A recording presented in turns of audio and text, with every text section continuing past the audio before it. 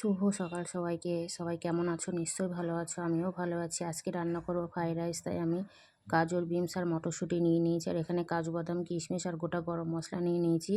রাইসের চালটা ভিজিয়ে রেখেছি, জলটা গরম বসিয়ে দিয়েছি। জলটা গরম হয়ে গেছে, আমি এর মধ্যে গোটা গরম মশলা দিয়ে দিলাম। রাইসের চালটা দিয়ে দিচ্ছি, জলটা ফুটে উঠেছে।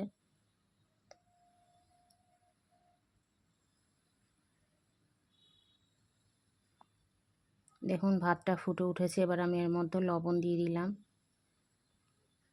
একটু সাদা তেল দিয়ে দিচ্ছি যাতে ভাতটা লেগে না যায়। চিনি দিয়ে দিলাম আর একটু লেবুর রস দিয়ে দিচ্ছি যাতে ভাতটা সাদা হয়। ভাতটা হয়ে গেছে, এবার আমি নামিয়ে নেব। দেখুন আমি নামিয়ে নিয়েছি।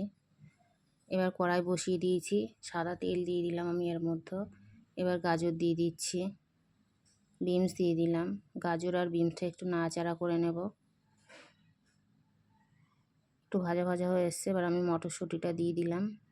মটরশুঁটিটা একটু পরে দিয়েছি, না হলে মটরশুঁটিটা গলে যেত।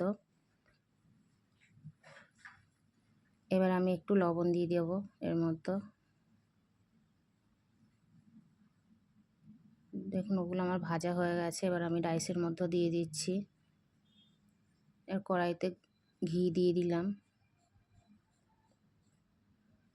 কাজু আর কিশমিশটা ভেজে নেব।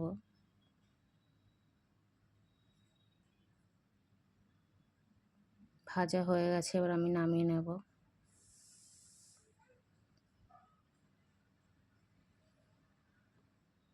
রাইসের সাথে আমি এগুলো ভালো করে মিশিয়ে নেব।